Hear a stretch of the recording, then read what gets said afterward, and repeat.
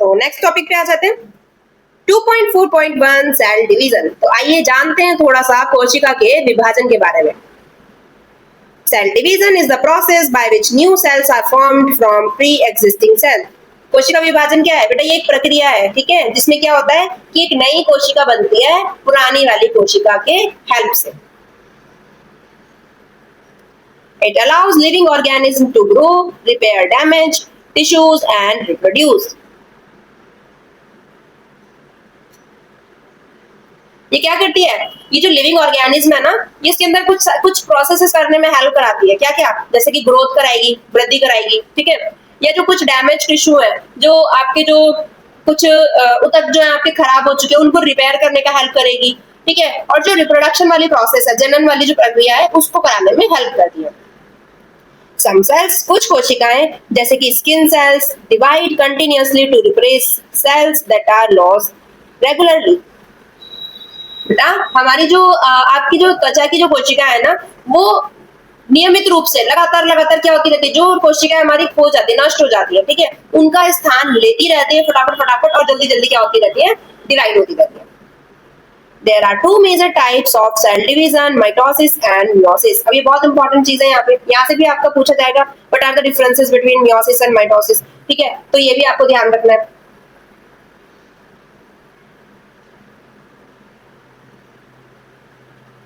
ये meiosis और mitosis क्या होता है, ये भी एक इंपॉर्टेंट टर्म है बेटा। Mitosis is important for normal growth, repair, maintenance and asexual reproduction. बेटा माइटोसिस जो है उनके लिए एक तो देखो सेल डिवाइड हो रही है तो 100% ग्रोथ होगी, रिपेयर होगा, ठीक है, और मेंटेनेंस होगा ही होगा, ठीक है, क्योंकि सेल डिवाइड हो रही है। तो माइटोसिस जो है आपका वो इंपॉर्टेंट महत्वपूर्ण है, किसके लिए? नॉर्मली ग्रोथ के लिए, रिपेयर के लिए, मेंटेन करेगी, ठीक है, और साथ ही साथ एसेक्सुअल रिप्रोडक्शन के लिए भी ये, आप बोल सकते हो कि अलैंगिक जनन के लिए भी ये इंपॉर्टेंट है। जबकि meiosis is important for sexual reproduction for creating of genetic diversity। वहीं कहीं बेटा आपकी जो अनुवांशिकता विविधता के लिए, ठीक है, जेनेटिक डाइवर्सिटी क्या होता है? अनुवांशिक जो विविधताएं आती है, ठीक है, उसके लिए बहुत ज्यादा इंपॉर्टेंट है आपका, ठीक है, क्या? meiosis, जो किसके लिए इंपॉर्टेंट है? जनरली वो सेक्सुअल रिप्रोडक्शन के टाइम पर इंपॉर्टेंट होता है। तो आइए थोड़ा सा पढ़ लेते हैं माइटोसिस और meiosis के बारे में। माइटोसिस को बेटे जनरली समसूत्री विभाजन बोला जाता है। बताऊंगी इसको क्यों बोलते हैं, इससे हिंदी वाले बच्चों को कहीं ना कहीं याद करने में हेल्पफुल रहता है, ठीक है। Every human begins life as a single fertilized egg. हर मानव जो है, ठीक है, उसका जो जीवन है वो शुरू कहां से होता है? एक सिंगल फर्टिलाइज्ड एग से शुरू होता है। This one cell divide repeatedly to form trillions of cell in a body. यही एक सेल लगातार डिवाइड होती रहती है और कितना? ट्रिलियंस, खरबों में कोशिकाओं का निर्माण करती है। Cell increase in number through mitosis which is the most common type of cell division, figure 2.18। बेटा सेल जो कोशिका है, जो उनकी जो संख्या है, ठीक है, वो माइटोसिस के थ्रू क्या होती है? बढ़ती चली जाती है, ठीक है, जो आप कह सकते हो कि सेल डिवीजन का, कोशिका विभाजन का एक साधारण सा टाइप है। Mitosis produce two genetically identical daughter cells from one parent cell। एक जो आपकी पेरेंट सेल है, एक जो आपकी जनक कोशिका है, उससे दो अनुवांशिक रूप से समान पुत्री कोशिका बनती है, डॉटर सेल्स बनती है। Each new cell get the same DNA and same number of chromosome as the parent cell। बेटा दोनों डॉटर सेल्स के अंदर सेम डीएनए होता है, ठीक है, और सेम नंबर ही क्रोमोसोम्स प्रेजेंट होते हैं। आप लोगों को पता है ना 23 पेयर्स ऑफ क्रोमोसोम्स प्रेजेंट होते हैं हम लोगों की बॉडी के अंदर, ठीक है। हम लोग अभी आगे पढ़ेंगे इन सब चीजों के बारे में रिप्रोडक्शन वाले चैप्टर के अंदर, जिसमें से 22 पेयर को आप ऑटोसोम्स बोलते हो, और एक जो पेयर होता है आपका, वन पेयर जो होता है वो आपका सेक्स क्रोमोसोम्स होता है, जो ये डिपेंड करता है इसको सही, जो किसी भी पर्टिकुलर बच्चे के लिए सेक्स निर्धारित करने के लिए, ठीक है, लिंग बताने के लिए कि बच्चा जो है आपका वो मेल है या फीमेल है, उसके लिए रिस्पॉन्सिबल होता है। This ensures that genetic information is largely maintained across body cell। ये क्या करता है? ये सुनिश्चित करता है कि जो जेनेटिक इंफॉर्मेशन है ना, जो पेरेंट्स से जेनेटिक इंफॉर्मेशन बॉडी सेल्स के अंदर जाती है, किसकी, डॉटर सेल्स की, वो अच्छे से मेंटेन है। तो माइटोसिस में आप लोगों ने क्या सीखा है, माइटोसिस में जनरली आप लोगों ने सीखा है कि एक पेरेंट सेल से दो डॉटर सेल्स बनती है जिनका सेम नंबर ऑफ क्रोमोसोम्स होता है। नेक्स्ट आता है बेटा मियोसिस पे। अब ये मियोसिस क्या है, मियोसिस को हिंदी में बोला जाता है अर्धसूत्री विभाजन। अब अर्ध का मतलब तो आप लोगों को पता ही है ना, अर्ध मतलब आधा होता है। तो आइए देखते हैं इसमें क्या। Meiosis is a type of cell division that produce gametes and occurs only in the cell of reproductive organs. बेटा मियोसिस जो है वो कोशिका डिवीजन का एक ऐसा प्रकार है जिसके अंदर गैमेट्स बनते हैं, ठीक है, और ये केवल रिप्रोडक्टिव ऑर्गन की कोशिकाओं में होता है, ठीक है। रिप्रोडक्टिव सेल्स कौन कौन से होती हैं आपकी, जैसे मैंने बताया था ह्यूमंस के अंदर, मेल्स के अंदर जो आपकी स्पर्म होती है, ठीक है, फीमेल के अंदर जो आपकी ओवा होता है। Gametes produce for sexual reproduction create variation and diversity among living organism. ये जो सेक्सुअल रिप्रोडक्शन के लिए जो गैमेट्स की जो आप लोगों को जरूरत होती है, ठीक है, इसके अंदर जो वेरिएशंस आते हैं, जो विविधताएं आती है और जो अनुवांशिक रूप से जो चेंजेस आते हैं, ठीक है, उसके लिए आपके ये रिस्पॉन्सिबल होते हैं। Therefore, इसीलिए children resemble their parents but are not exactly the same। इसलिए जो बच्चे हैं ना वो अपने मम्मी पापा से मिलते जुलते तो होते हैं लेकिन एग्जैक्टली समान नहीं होते, बिल्कुल सेम नहीं होते। जबकि माइटोसिस के अंदर क्या होगा, जो आपकी डॉटर सेल्स होती है ना बेटा, वो बिल्कुल आपकी पेरेंट सेल के साथ मेल खाती है। लेकिन हमको क्या चाहिए, थोड़ा डाइवर्जन चाहिए ना, थोड़ा वेरिएशंस चाहिए, जो वो किसके अंदर होते हैं आपके, वो होते हैं आपके मियोसिस के अंदर। In animals, including humans, meiosis occur only in the cell of testis of male to produce sperm। Animals के अंदर, जिसमें आप मानव को भी आप इंक्लूड कर सकते हो, उसके अंदर जो मियोसिस होता है वो कहाँ पर होता है, मेल के टेस्टिस सेल के अंदर होता है, ठीक है, जो आपका स्पर्म प्रोड्यूस करते हैं, और ओवरीज ऑफ फीमेल, यानी मादाओं में ओवरीज में होती है जो आपके एग प्रोड्यूस करती है। इन प्लांट्स, पेड़ पौधों की बात अगर मैं करूं तो मियोसिस आपका कहाँ होगा, एंथर में, जो मैंने आप लोगों को पॉलिनेशन के टाइम पर बताया था, ठीक है, मेल पार्ट होता है जो आपका पॉलन ग्रेन्स फॉर्म करता है, और that latter produce sperm cells, ठीक है, जनरली वो प्लांट का स्पर्म सेल्स कहलाएगा, and ovaries female part to produce egg cells, ठीक है। तो इसी तरीके से प्लांट्स के अंदर भी आपका जो है वो गैमेट्स बनाते हैं, और मेल के अंदर, सॉरी ह्यूमंस के अंदर भी वो आपके गैमेट्स के अंदर प्रोड्यूस होते हैं। In meiosis the parent cell divide twice. Meiosis के अंदर क्या होता है बेटा, अब जो ये मियोसिस के अंदर आपकी जो सेल है ना, पेरेंट सेल है, ये दो बार आपकी जो है वो डिवाइड होगी, one after the other to form 4 daughter cells. Basic difference, उसके अंदर पेरेंट सेल से आपकी 2 डॉटर सेल बन रही थी, लेकिन इसके अंदर क्या होता है बेटा, आपकी पेरेंट सेल डिवाइड होती है 2 तरीके से, यानी कि एक से आपकी जो है 4 डॉटर सेल्स बनती है। ड्यूरिंग द फर्स्ट डिवीजन, पहली डिवीजन के दौरान, the cells divide into 2 daughter cells. ये देखो आपकी जो पेरेंट सेल थी, ठीक है, देखो क्रोमोसोम्स जो है आपके वो हाफ हाफ हो जाता है अगर आप लोग ध्यान से देखोगे तो, है ना। तो ये देखो इससे 2 बने, half of number of chromosomes हो गए, और ये डिवाइड हुई फर्दर, फिर से half of number of chromosomes हो गए, 4 डॉटर सेल्स मिली, ठीक है, जिसमें क्रोमोसोम्स क्या हो जाते हैं आपके, वो घट जाते हैं, रिड्यूस हो जाते हैं, and the number of chromosomes in the each daughter cell is reduced to half, है ना, आधे हो जाते हैं। The second division is similar to mitosis where each daughter cell divide into 2, thus forming 4 daughter cell with half the number of chromosomes. As a result, इसका जो परिणाम जो निकलेगा वो क्या निकलेगा, each gamete has half the number of DNA compared to the parent cell। Her gamete के अंदर बेटा जो डीएनए जो होगा ना वो पेरेंट सेल के कंपैरिजन में हाफ होगा। ड्यूरिंग फर्टिलाइजेशन, निषेचन के दौरान, when gametes from 2 individuals combine, जब दोनों के गैमेट्स जो है कंबाइन होते हैं, the original chromosomes number is restored। तो जो मूल संख्या जो होती है ना क्रोमोसोम्स की, वो क्या हो जाती है, वो वापस से स्थापित हो जाती है, रिस्टोर हो जाती है। You will learn about this process in detail in chapter 11। अब हम लोग जब फर्टिलाइजेशन वाला, रिप्रोडक्शन वाला चैप्टर पढ़ेंगे ना, तो उसमें हम लोग बहुत अच्छे से इन चीजों को पढ़ेंगे। देखो यहाँ सिर्फ आपका बेसिकली डिफरेंसेस बताया गया आपको कि मियोसिस और माइटोसिस होता क्या है। जनरली माइटोसिस के अंदर आप लोग सिंपल सी बात बोलोगे कि मैम जो आपकी पेरेंट सेल है वो 2 डॉटर सेल में डिवाइड होती है, वहीं कहीं उनका जो डीएनए और जो नंबर ऑफ क्रोमोसोम्स है वो सेम रहते हैं। जबकि मैं मियोसिस में बात करूंगी तो आपकी वन पेरेंट सेल जो आपकी बेटा वो 2 बार डिवाइड होती है, जिसके अंदर पहले वो 2 डॉटर सेल्स फॉर्म करती है, उसके बाद वो फर्दर डिवीजन के बाद 2 और डॉटर सेल्स प्रोड्यूस करती है, जिनके अंदर हाफ डीएनए होता है, ठीक है, कंपेयर टू पेरेंट सेल, और साथ ही साथ जो क्रोमोसोम्स है बेटा उनकी भी नंबर जो है वो आपके क्या हो जाते हैं, हाफ हो जाते हैं। Is it okay? तो देखिए यहाँ पे भी एक साइंटिस्ट के बारे में आपको नॉलेज दी गई है, देखते हैं क्या क्या है साइंटिस्ट के बारे में।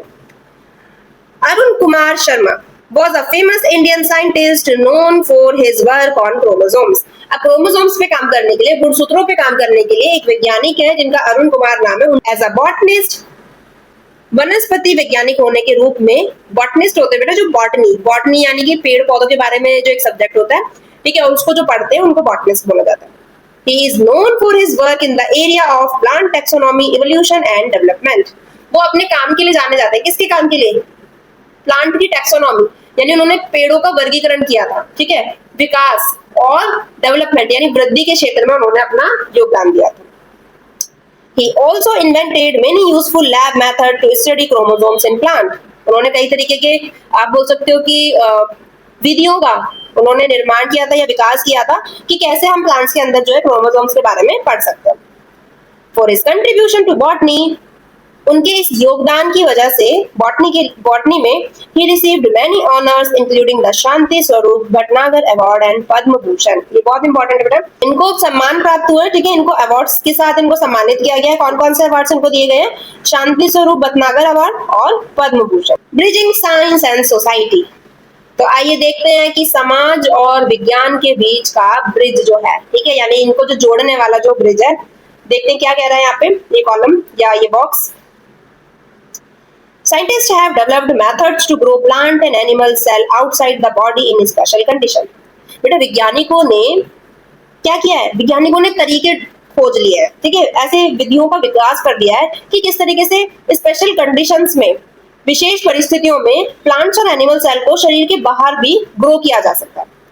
This is called cell culture. इसे क्या कहा जाता है? इसे कहा जाता है सेल कल्चर यानी कि कोशिका संवर्धन। In this process, इस प्रक्रिया में cells are taken out from an organism and placed in a nutrient-rich medium that allow them to grow and multiply. बेटा इस प्रोसेस में करा क्या जाता है कि कोशिकाओं को ऑर्गेनिज्म के अंदर से निकाला जाता है और उसको न्यूट्रिएंट रिच मीडियम, आप बोल सकते हो कि पोषक तत्वों से भरपूर माध्यम में रखा जाता है, जहाँ पे वो बढ़ते हैं और मल्टीप्लाई होते हैं, यानी कि आप बोल सकते हो कि संख्या में वृद्धि करते हैं। टू कीप द कल्चर से न्यूट्रिएंट रिच मीडियम जो बनाया है इसको सेफ रखने के लिए, सुरक्षित रखने के लिए, द राइट टेम्परेचर, सही तापमान, एसिडिक और एल्कलाइन कंडीशन, अम्लीय और क्षारीय जो कंडीशन है, and moisture under sterile condition are maintain. हर तरीके की जो सिचुएशन है ना, इसको क्या किया जाता है? हर तरीके की कंडीशन को मेंटेन किया जाता है। Cell culture is crucial for studying how cell work and for the production of biochemicals, food, medicine, vaccines and more. ये जो कोशिका संवर्धन का उपयोग है ये बहुत महत्वपूर्ण बन जाता है कहीं ना कहीं ये समझने के लिए कि कोशिका जो है वो काम कैसे करती है, ठीक है। इसके अलावा आप ये भी बोल सकते हो कि इसका उपयोग जैसे बायोकेमिकल्स हो गए, आपके जैव रसायन, खाद्य पदार्थ, फूड, मेडिसिन, औषधियां या टीके, इन सब के उत्पादन में, प्रोडक्शन में भी बेटा इसका बहुत ज्यादा यूज है। The processes of mitosis and meiosis must occur in a proper and controlled manner. आप बोल सकते हैं कि जो ये प्रोसेसेस होते हैं मियोसिस और माइटोसिस के, ठीक है, ये बहुत प्रॉपर तरीके से और बहुत कंट्रोल्ड मैनर में किए जाने चाहिए। What happen if meiosis and mitosis do not happen properly? क्या होगा कि अगर ये मियोसिस और माइटोसिस तरीके से नहीं होंगे तो? If there is any error in these processes, it can lead to various problems in the body of an organism. बच्चे देखो, अगर ये दोनों प्रोसेसेस जो है मियोसिस हो गया, माइटोसिस हो गया, अगर ये अच्छे तरीके से नहीं होंगे ना तो बॉडी के अंदर कई सारी प्रॉब्लम्स आ सकती है। क्या प्रॉब्लम आ सकती है? Error in mitosis leads to uncontrolled cell division. आपको पता है अगर माइटोसिस के अंदर कोई एरर आएगा तो क्या होगा? बहुत, आप बोल सकते हो कि अनकंट्रोल, यहाँ पे जो है कोशिका जो है विभाजित होती चली जाएंगी, ठीक है। और जब बहुत ज्यादा रूप में कोशिका विभाजित होंगी तो क्या होंगी? वो कहीं ना कहीं ऐसे इकट्ठी होनी शुरू हो जाएंगी, और अगर इकट्ठी होंगी तो क्या होगा? वहां पे जो बेटा आपका सेल जो है सेल मास बढ़ जाएगा और वहां पे आपका जो है ट्यूमर या कैंसर जैसी प्रॉब्लम्स क्रिएट हो जाएंगी, ठीक है। तो this can lead to the formation of tumours and abnormal number of chromosomes in the body cells. तो सेल्स इकट्ठी हो जाएंगी, ठीक है, मास बन जाएगा जिसकी वजह से ट्यूमर जैसी कंडीशन क्रिएट हो सकती है। साथ ही साथ आपको पता है कि क्रोमोसोम्स जो है अगर आपके बॉडी के अंदर कम होंगे या ज्यादा होंगे या नॉर्मल हो जाएंगे, ठीक है, तो वहां पर भी आपकी जो बॉडी के अंदर चेंजेस आने शुरू हो जाएंगे, कोई ना कोई आपकी प्रॉब्लम्स क्रिएट होंगी। और अगर मैं बात करूं एरर इन मियोसिस के टाइम पे, अगर मियोसिस के टाइम पर कोई गलती होती है या कोई परेशानी आती है तो may result in genetic disorder. तो बेटा यहाँ पे जेनेटिक डिसऑर्डर्स होंगे, ठीक है। क्या होगा? Which may be associated with development problem, या तो सही तरीके से डेवलपमेंट नहीं होगा, और डिस्टिंक्ट फिजिकल फीचर्स। आप देखोगे कि बॉडी के अंदर जो फीचर्स है, ठीक है, वो बिल्कुल अलग हो जाते हैं। Faulty meiosis may also cause early pregnancy loss or reduced fertility. Cells division में कोई प्रॉब्लम आती है, सही ढंग से सेल डिवीजन नहीं होता है, तो प्रेगनेंसी लॉस यानी कि जो फीमेल्स है उनके अंदर क्या होता है, फर्टिलिटी जो होती है यानी जो उनकी मां बनने की क्षमता होती है, ठीक है, वो कहीं ना कहीं खत्म होती जाती है। तो सेल का काम करना बहुत सही तरीके से बहुत ज्यादा जरूरी है। कॉज एंड कंडर देख लेते हैं। Instead of many small ones, why does cell do not have a single giant mitochondria? कह रहे कि छोटे छोटे माइटोकॉन्ड्रिया की बजाय क्यों ना शरीर के अंदर एक बड़ा सा माइटोकॉन्ड्रिया क्यों नहीं होता? How does this relate to the concept of surface area? और आप इसको क्या बोल सकते हो कि ये जो सरफेस एरिया की कॉन्सेप्ट से कैसे रिलेट करता है? सेकंड नेक्स्ट क्वेश्चन है, if the skin cells start dividing by meiosis instead of mitosis, what do you think will happen to a cut on the skin? मैंने आपको बताया था कि आप लोगों की बॉडी के अंदर कोई कट लग जाता है तो क्या होता है, आपके बॉडी के अंदर जो कट लगता है वो माइटोसिस की मदद से सेल डिवाइड होती है और उसके बाद वो वापस से ठीक हो जाता है। तो क्या है कि अगर आपकी स्किन की जो सेल है वो मियोसिस से होनी शुरू हो जाए, यानी जो डिवीजन है वो आपका अर्धसूत्री विभाजन से होने लगे, यहाँ पे जो लगा हुआ कट है उसका क्या होगा? देखो बेटा, एक सिंपल भाषा में आप लोगों को बताती हूँ।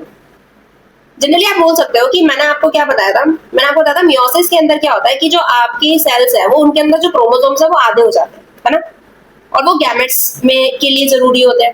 लेकिन यहाँ पर जो आपकी स्किन के अंदर जो चोट लगी है वहां पे हमें क्या चाहिए, वहां पे हमें मरम्मत चाहिए, है ना, जो किसकी वजह से हो सकती है, जिसके अंदर हमें क्या चाहिए, जैसी हमें चाहिए समान गुणसूत्र वाली कोशिकाएं, यानी वो कोशिकाएं जिनके अंदर सेम क्रोमोसोम्स नंबर हो। तो अब वो बनती किसकी वजह से? वो मियोसिस से तो नहीं बनती है, वो बनती है माइटोसिस से। तो इसीलिए आप कह सकते हो कि माइटोसिस का प्रोसेस जरूरी है जब आपके किसी कहीं चोट लग जाती है, ठीक है। तो अगर आप मियोसिस यहाँ पे कराना चाहेंगे तो मियोसिस से क्या होगा कि उस पे जो टिश्यूज है वो सही तरीके से काम करेंगे ही नहीं, और जो कट लगा हुआ है वो ढंग से भरेगा नहीं। तो समझ आ रहा है कि यहाँ पे कॉन्सेप्ट क्या है?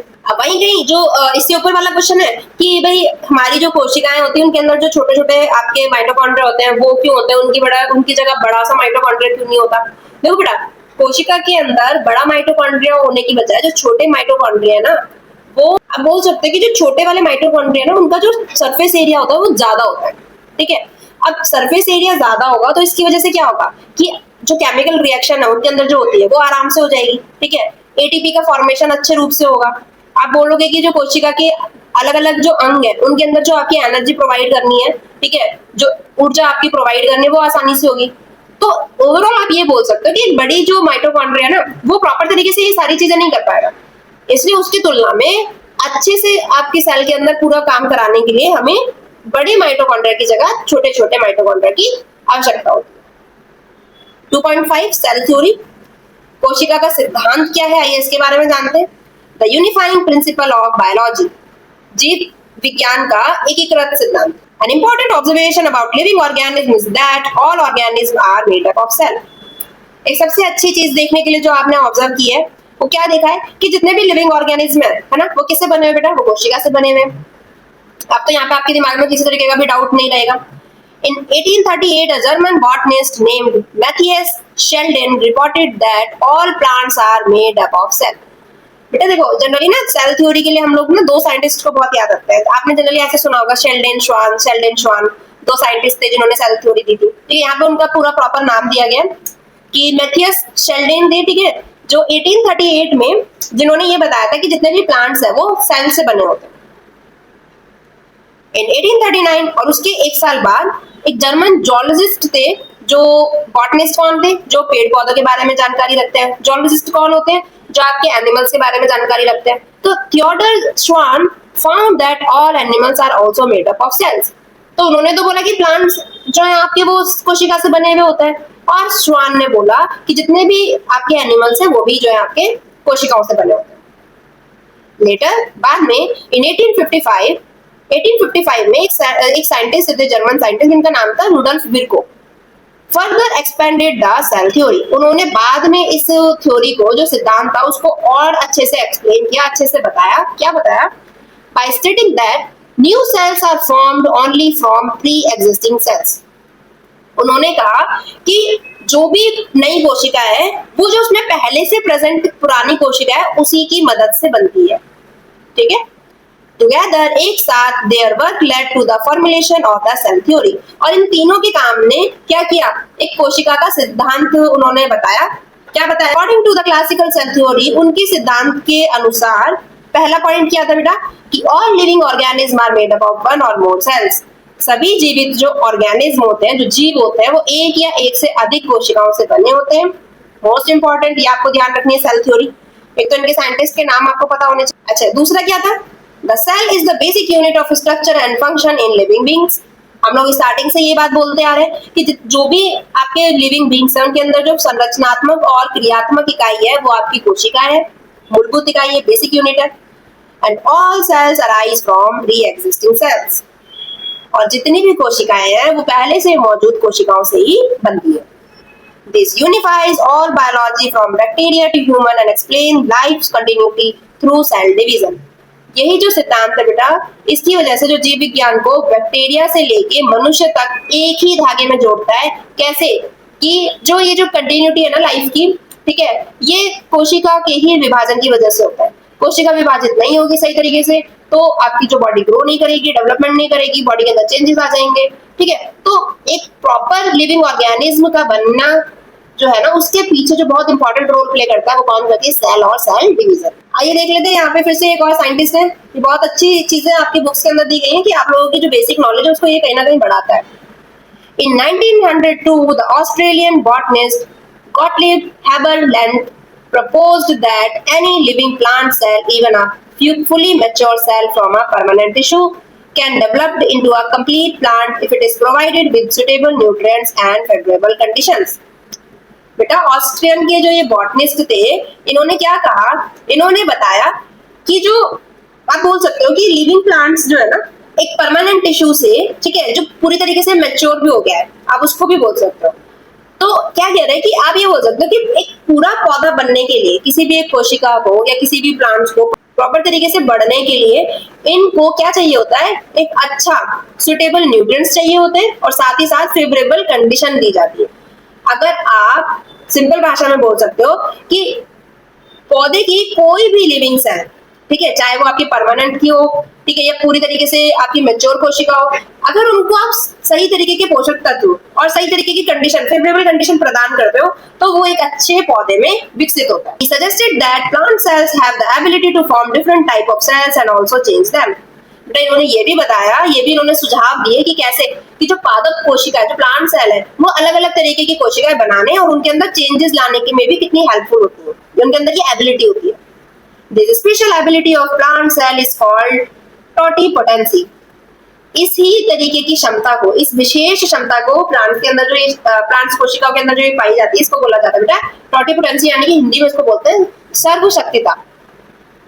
क्या बोलते हैं इसको? मैं इधर लिख देती हूँ, अगर मेरे पास स्पेस नहीं है। सर्वशक्तिता। Haberland's idea laid the foundation for a new branch of biology known as plant tissue culture technology। और बेटा, इन्हीं के इस विचार से बायोलॉजी के अंदर एक नई शाखा का उत्पन्न हुआ, या उसकी नई एक नींव रखी गई। क्या था बेटा आपका? वो प्लांट टिश्यू कल्चर टेक्नोलॉजी, यानी कि पादप उदक संवर्धन प्रौद्योगिकी। क्या होता है इसके अंदर? इसके अंदर जनरली आप पढ़ोगे ना, जो सेल के बाद जो टिश्यूज बनते हैं, टिश्यूज की हेल्प से जो है प्लांट्स का निर्माण किया जाता है, सैपलिंग्स का निर्माण किया जाता है। ठीक है। 2.5.1 do cells grow and reproduce forever. क्या टॉपिक है कि क्या कोशिका हमेशा बढ़ती रहती है, हमेशा डिवाइड होती है, हमेशा रिप्रोड्यूस होती है? सेल्स ग्रो एंड डिवाइड ना कंट्रोल वे। बेटा ऐसा नहीं है कि लगातार बढ़ती जाएंगी, ठीक है, ये एक तरीके से बढ़ती है, ये एक तरीके से ये आपका डिवाइड होती है। Stay in the right place, carry out their functions and eventually die when they are no longer needed. देखो, जब तक जरूरत होती है, जब तक ये क्या करती है, अपने उचित स्थान पर रहती है, अपने सारे काम करती है। जब इनकी आवश्यकता नहीं होती तो ये क्या हो जाती है बेटा? ये मृत हो जाती है। Dead cells are replaced by new cells that carry out the same function. और उन मृत कोशिकाओं को जीवित कोशिकाओं के साथ क्या हो जाता है? वो रिप्लेस हो जाती है और फिर वो अपना सेम कार्य करती है। Thus, every cell has a definite life span. प्रत्येक कोशिका का बेटा एक निश्चित जीवन काल है. If cells do not die when they should, or if they die too early, problems can arise in the body. अगर ऐसा होगा ना कि सेल्स आपकी कभी मृत ही नहीं होंगी या आपके टाइम से पहले मृत हो जाएंगी, तो ये कहीं ना कहीं शरीर के अंदर कुछ समस्याएं लेकर आएंगी. In many animal cells, कई सारी जंतु कोशिका में cell division usually stops when cells come in contact with neighbouring sales.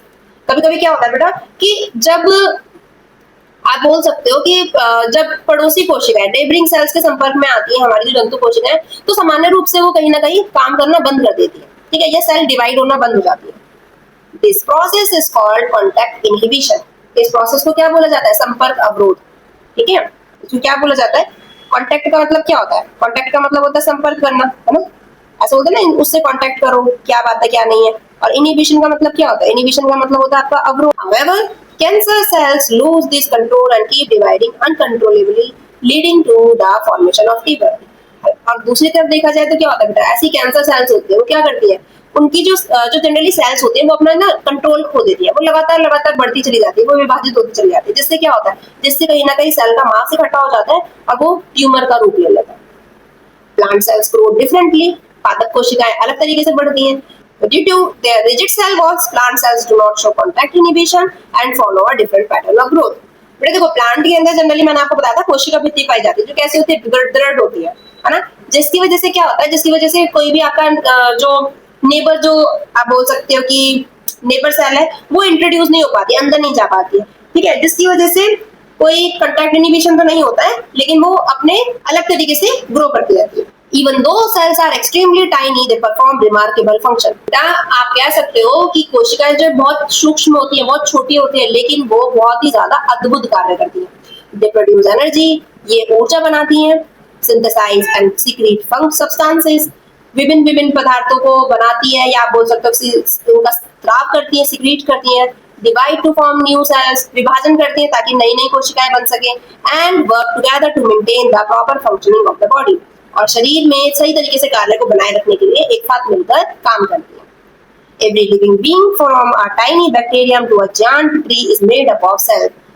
हर छोटे से छोटा जीवाणु से लेकर आप बोल सकते हो कि एक विशाल पेड़ तक जितने भी जीवित प्राणी हैं, ये सभी बेटा आपके कोशिकाओं से ही बने हुए हैं. You are one of the products of this tiny hardworking cell. और आप भी इन बहुत ज्यादा मेहनती कोशिकाओं का ही एक परिणाम. देख लेते हैं यहाँ पे एक थ्रेड्स ऑफ क्यूरियोसिटी आप लोगों के लिए यहाँ पर है फिर से. How do cancer cells grow and spread. जो ये कैंसर कोशिकाएं ये बढ़ती कैसे है या कैसे फैलती है? नॉर्मल सेल ग्रो, जो सामान्य कोशिकाएं वो बढ़ती हैं, age and die in a controlled manner.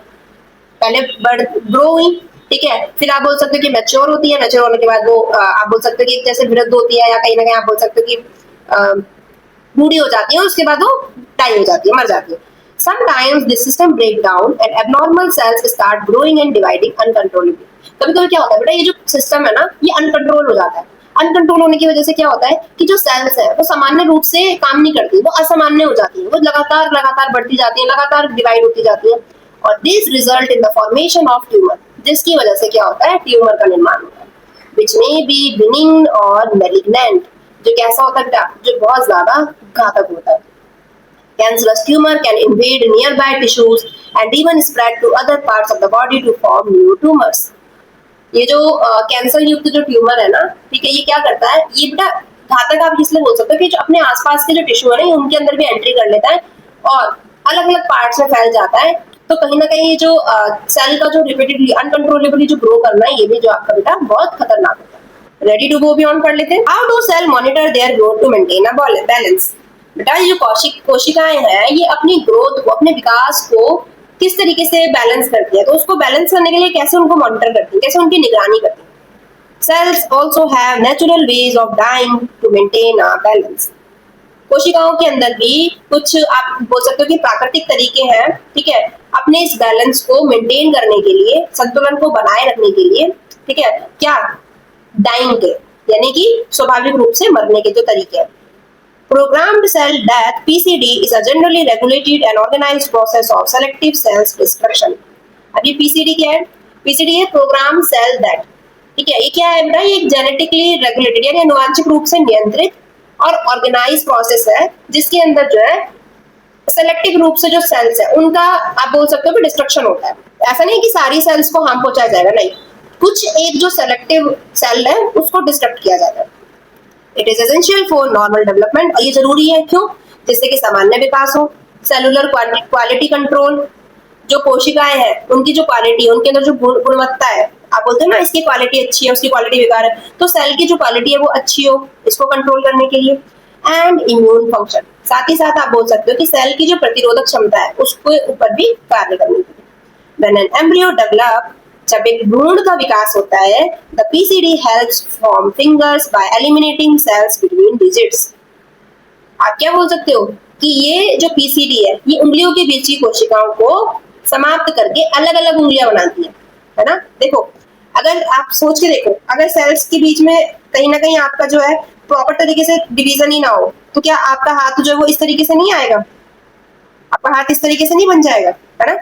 लेकिन क्या होता है पीसीडी की हेल्प से क्या होते हैं, एलिमिनेशन हो जाता है, जिसकी वजह से अलग अलग फिंगर्स का इस तरीके से निर्माण होता है।